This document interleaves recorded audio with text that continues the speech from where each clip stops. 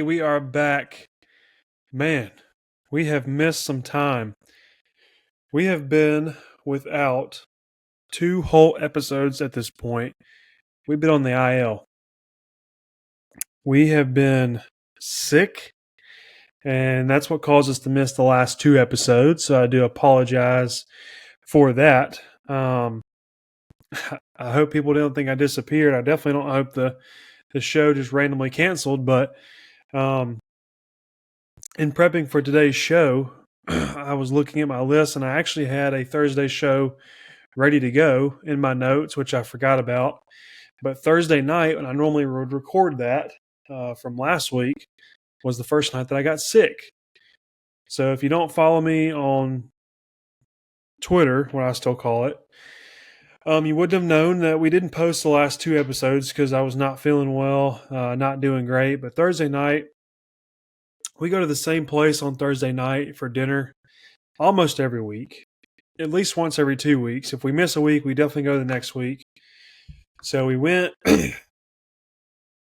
and I'm not going to say I have a great history with this place as far as what it does to me, but I'm just going to put it out there that I don't have a great history with this place, but it's an incredible environment. It's a great place. The people we go with love it, and I do love it. The food is great. At least it tastes great. But we got home Thursday night. Normally, I would start prepping for my show as soon as we got home. And about that time, I got called out of the game. Coach came out, pointing at his arm, calling to the bullpen, said, "Hey, you're out." And I was out of commission. I said, "Well, I'll do it tomorrow. I'll do it on Friday and get it posted on Saturday morning. No big deal." Then I woke up and didn't feel well again. So I decided to just not do one. And was kind of like, whatever, We missed one episode. We'll be back. Well, went through the weekend and was like fine for the most part. Monday rolls around where I would normally do a recap show on Monday night. And Monday I was sick up here in my head area, all in my throat, my nose, my head, everything. I might sound a little distorted now because I am on day, what is it now? I guess technically day 7. And I'm finally healthy enough to do this, but I still have some not remaining either. I don't know what word I was trying to use there, but I still have some symptoms. Really, I have just drainage going on, so I sound stopped up. But I finally feel good enough to do it. So, yeah, I went from stomach issues on Thursday and Friday to kind of nothing on Saturday, but I could tell something wasn't right. Sunday started feeling bad, like sick bad, like viral. And then basically from Monday through Thursday was just totally out of it. Didn't want to do anything. I didn't want to talk because my throat was hurting. Tested negative for COVID and flu and strep, which was great. But just couldn't do it. I just couldn't sit behind the mic and talk for an hour, especially the way that I talk on this show. And so I decided just to take a week off. And honestly, it feels great.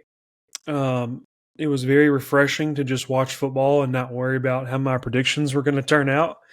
Although that's the pressure that comes with the industry. When you jump into this world and you do shows like this, you got to be able to face the music. And it obviously hasn't been a great last couple of weeks as far as results go. So needless to say, I think this was like my mid-season break, like you would get, like MLB has the All-Star break in the middle of the year.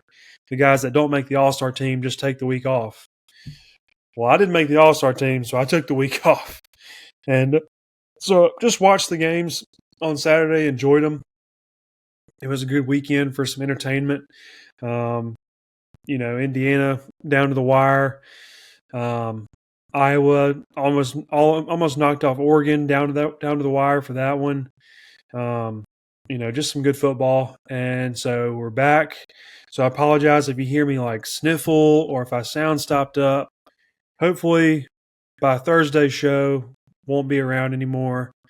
But the good thing is that I feel great. I just have this sound to me that's just still not right. But yeah, and because of that, it'll be a short show because we don't have any picks to recap from this past weekend. So really, all we have is the top 10, and we have the upcoming games this weekend. So we'll go through that, and if it takes 20 minutes, then it takes 20 minutes, and so be it. So we'll try that out. The only really other thing that's happened since the last time we saw each other was the first college football playoff rankings. But I don't have a lot to say there. I don't really disagree with much of it. I think we really got an idea of what the committee thinks about the ACC as a conference, putting Virginia as the only team in the playoff, and they're not going to be in anymore. I'm sorry, Georgia Tech was in there too, but or were they? I don't remember, man. You got to remember, I had sick brain. Sick brains is a terrible thing. But needless to say, my point still stands. The ACC is very much looked down upon by the committee this year, which is something to note because they've got to get at least one team in. And I think that spot's open to probably 3 or 4 different teams. So we'll see how it shakes out. Obviously, the SEC has a huge presence in the current format. The Big Ten is thinning out, similar to the ACC, where there was some potential there early on. And now teams are starting to lose, starting to look less and less impressive. But yeah, just not a whole lot there, so I won't spend too much time on it. Maybe when we get closer, like in a week or two, I will maybe replace my top 10 with my playoff prediction, and then maybe we can do that. That might be fun. But for now, until we can do that, let's go to my top 10. Wasn't super hard to come up with this one this week, similar to the last time we did this 2 weeks ago, where there's just so much parity and there's so much, you kind of know at this point who's real and who's not. It's just really not hard to really make up a top 10 and say like, yeah, this is what I think, and it be somewhat reasonable. Where it gets hard is from like 7 through 10. But we'll go through it.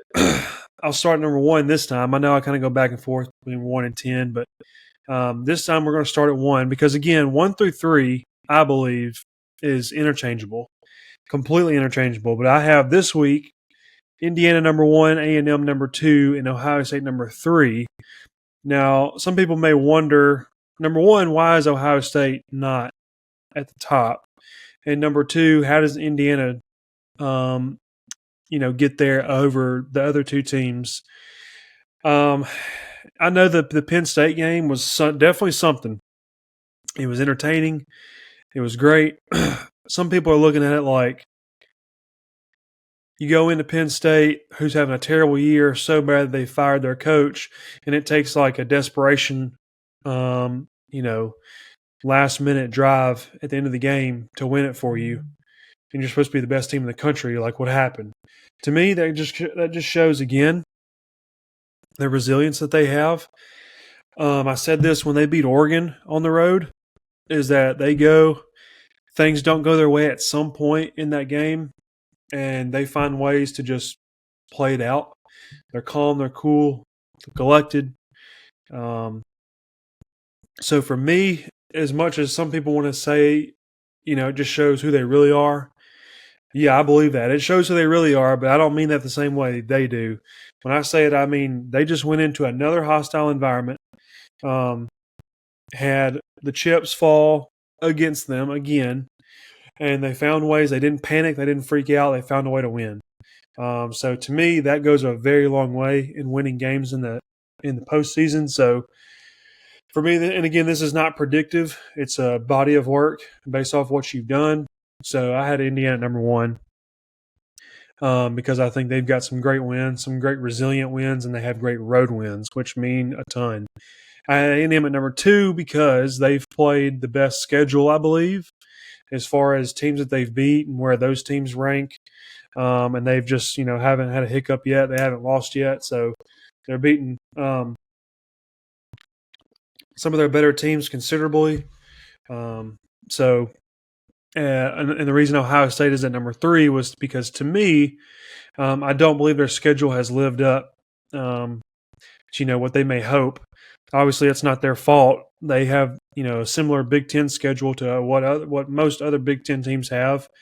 But they just haven't played anybody. They just haven't. They really haven't played anybody. Texas is the best team that they've played up to this point, and that should tell you everything you need to know. And also, Texas in week 1 is black and white different to Texas in week 12.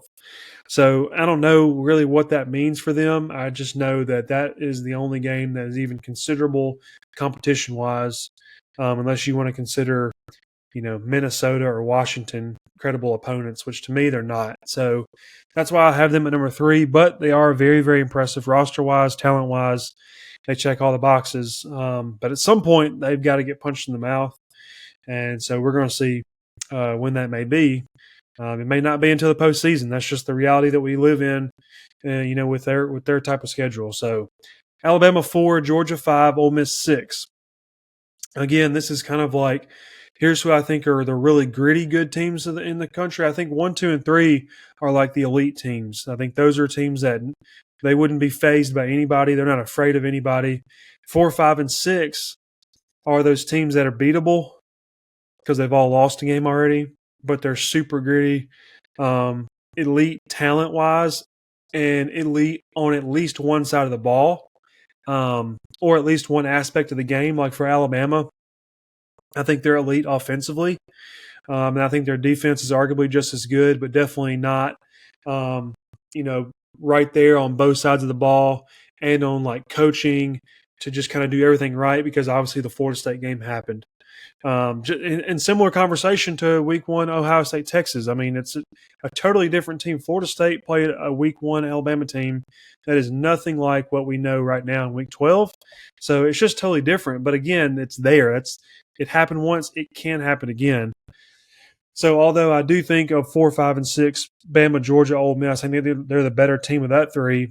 I think they still have their flaws that have been seen so far.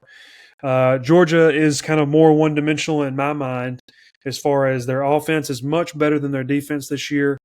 But what I think sets them apart is their coaching. Having Kirby Smart as your head coach at any point just puts you ahead of a lot of people, because you talk about their wins this year being like, so many of them are like you're down or you're playing from behind or you're playing catch up in some way. And at some point, second half, they just find a way to get ahead and they don't let you back in the game. And that's just kind of Georgia's MO. And that's what I think comes along with Kirby Smart. That's something you're going to get out of him, is he's never going to give up. And he's one of the best adjusters in college football coaching. So I have them at number 5, and then Ole Miss at number 6. Obviously, we are a much heavier offensive team than defense, but we've got a great defensive coordinator. I think having the one loss to Georgia, and it was a shootout, is about as good of a resume as you can have as a one-loss team. But I think, the top 5 teams ahead of us would give us a good run for our money. Number 7, I have Texas Tech. They had the rough loss to Arizona State a few weeks ago, but they have bounced back from that as if it never happened. They are continuing to beat teams and beat teams by a lot. They're not like just hanging in there with teams. They're putting teams away. I still think 6-1 would give them as tough of a game as they've faced. If they played any of the teams in 6-1, it will be their toughest game of the year. So they don't think they've played anybody to the level of 6-1. So that's why I have them at 7, but I think they are a very, very impressive team and a team to look out for in the playoff, depending on their matchup. Georgia Tech at number 8, they had a hiccup, lost a game, which I thought was inevitable eventually. I don't know that I anticipated them going undefeated, even in the ACC, but they obviously had, a little bit of a hiccup. I still think they're a very powerful team. I think they have a great staff with a motivated head coach that loves the school and loves the university. And he's really good at what he does. and Brent Key, and that's why he's coming up in these coaching job talks. But I don't think he's going anywhere. I think Georgia Tech's fired up to make a run, and I think they benefit from playing in probably the weakest Power 4 conference in the ACC. Then I had number 9, Oregon, move them back into the top 10. Really at 9 and 10, there's probably 5 or 6 different teams we could interchange at 9 and 10 and be like, yeah, that makes sense. Because that's when you get into, your ugly 1-loss teams or your 2-loss teams. So to me, it doesn't really matter at this point.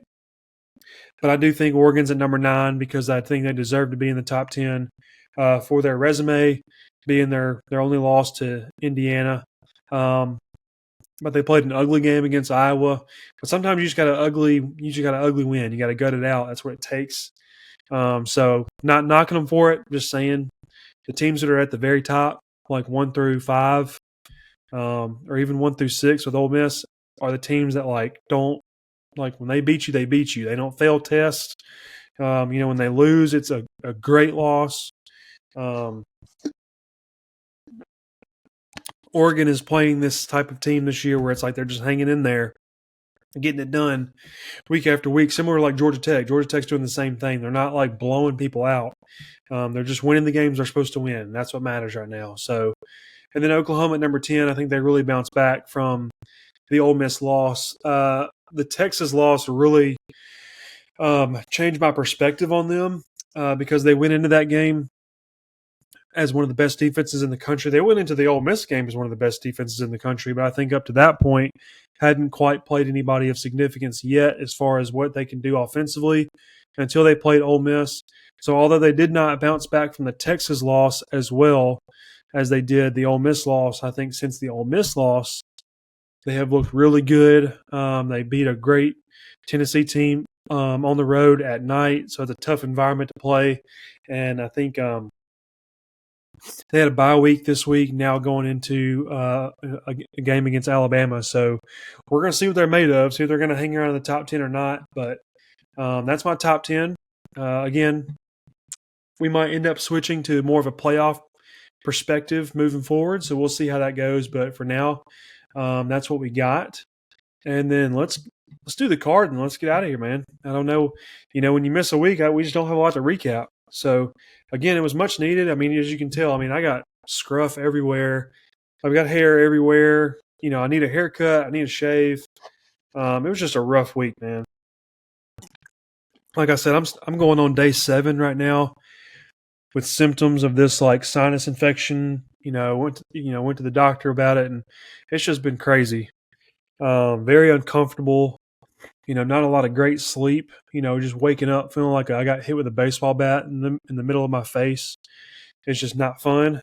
I'm just thankful to be over that, though. Thankful to be over it. But yeah, basically, started on Monday of last week, and so we're at Monday now. So it's been 7 days, and although I feel like $1,000,000 in my body, I still have this, drainage in my nose. So it's just, it was one of those where it came at a good time because we needed a break. We needed to just be able to sit back and relax. I think it really helped. So, but yeah, so we don't have a lot to recap. So we're just going to get to the games that we have slated out for this week so far. We're going to do the research on these, try to get some good predictions out there. Just as a reminder, since we skipped last week, we're 55-50 on the season. And the last week we did predictions, which was 2 weeks ago. We went 3-5. So hoping to turn the tide a little bit. I will say, for what it's worth, now I would never put this on my record for the year. And I definitely would not act like I gave this out at any point. But I do believe if I'd have predicted this weekend, I'd have had a good weekend. Because even when I'm at home, like last weekend, I don't make a prediction show. So I don't technically have predictions. But I always go into every game with an expectation, even if it's just for me. And I have the games here. Tulane and Memphis, I was would have been right. I had Tulane. Texas Tech, I would have had them. Missouri would have probably had them. Probably would have had A&M. So we would have started out great. Iowa had a late tip on. I heard from Kirk Herbstreit said on Thursday that he really believed Iowa could have won outright, and that was on Thursday. So probably would have went with that. Vandy would have. I don't know if they covered the number that I have written down here. I'm not really sure. I have 7.5. I don't remember exactly what the score was on that. And then Wake, Virginia, I would have definitely lost because Virginia lost. Bama would have won. I definitely had Bama winning that one. So, and then Navy, Notre Dame, we didn't even watch. So I know it sounds crazy to say like I could have easily lost like one or two games out of that. 1, 2, 3, 4, 5, 6, 7, 8. 7-1 was on the bill. I think we could have easily went 7-1. Now I'm saying this in retrospect. I get it, but I mean my prediction, my belief is my belief. I just don't have it documented. But when I went into watching these games, it's like I think this is what's going to happen. So who knows? Whatever. I just think it makes me feel better to actually know that, maybe give me a little bit of confidence. Like, hey, last week I would have done good if I was here, but I wasn't here. So now let's move that over into this week. But anyway, here's what I have for this week. It's a smaller card. Sometimes you get into the the end of the year, especially, but when you know so much about these teams, but you also get to a point, and we are at the point this year where like you're in week 12. Most teams have 2 games left. Some teams have 3 games left. But you get to the point where like there's such a small amount of teams that are still in the hunt for the playoff. And because there's such a large amount of teams that are just out of it, it's hard to predict. And I don't feel comfortable predicting on teams that have nothing to lose. Because it's hard because you can either get a team that say, we're not going to make the playoff. We got nothing to lose. Let's go out here and ball out just for fun. And that may help and that, whatever. But then you also may have teams that throw in the towel and say, we ain't got nothing to play for. I'm done. And you don't know what you're going to get until Saturday. You really don't. So, Florida is a great example. Florida was out of it going into the Georgia game, but because it was the Georgia game, they played really well and nearly beat them. And then the very next week, you got what happened last weekend. You have the Kentucky game when they got blown out. So now it's like, are they throwing in the towel? Are they giving up? Or are they just like, what's going on? So when you have a lot of teams like that, I don't like to predict on teams like that. So we kind of limit ourselves to, teams who are in the hunt, teams that have something to play for, teams where we can take their past body of work and the research that we can put forward and know that it's hopefully more of a consistent outcome. So it reduces the size of the cards for sure. But again, like I said before, I'm not going to predict something that I don't feel over 50% confident about. And that's just how it is. So we'll get into it. And then I have one piece of news I'll get to at the very end here. So Saturday morning, we have Notre Dame at Pitt plus 12.5. Looking at that one. Saturday afternoon, we have Oklahoma at Bama. Bama's minus 6.5 at home. Looking into that one. That one should be a really good game. Then for the night slate, we have Florida at Ole Miss minus 15.5, Texas at Georgia minus 6.5, Mississippi State at Missouri minus 7.5, and TCU at BYU for the late slate. BYU favored minus 5.5. So those are the games we're looking at. I know it's a small card again, but it's just going to make the episode shorter, makes it easier to listen to for you guys. So hopefully that works out. So I don't really mind that myself as long as y'all don't mind it. Now, if we get to a point where we start getting feedback where it's like, hey, I want you to talk about this game, I'll do it. I don't care. So if we get to that point, we'll do it. But for now, nobody's had any bad things to say about when my card's a little bit smaller. So we'll just, keep it up, keep it small. One piece of news before we go. The Saturday Snap Count Game Day Tour is beginning. And it's week 12, so you're like, how is it just beginning? Well, I don't know. But we're going to be boots on the ground in Oxford this weekend as the Florida Gators come to town to try and take away our coach, number one, and try to take off our playoff chances for a second year in a row. And I have great people in my life that I'm very thankful for. and helps to have family members who are um, long time fans of teams. And as I've said before, I have a long standing family member that is vastly connected with the Florida Gators. So I was lucky enough to find a way to get to the game. So I will be back in the homeland, back in my own stomping grounds, back in the great state of Mississippi to go watch the Gators in prime time at Ole Miss, the best school in the country, best football atmosphere in the country. So I cannot wait.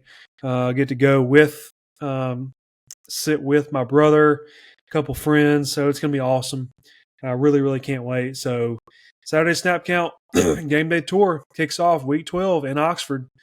And then there may just be a second stop in a couple weeks, which I'll talk about when I know for sure that it's happening. But let's just say there's a good chance it's not the only stop on the Game Day Tour for the Saturday Snap Count. So we will see. But for now, yeah, looking forward to that. So hopefully we'll get you maybe some content out of that. I don't know. We'll see. That's all I got for this week, or at least for today. So we wrapped up, kind of gave you a little bit of an update, and then we will be back you guys will see me on Friday morning for our Week 12 prediction show. So until then, I appreciate all the support. Hope you guys didn't miss me too much. Really excited to be back. So with that, I will see you on Friday morning. Hotty toddy.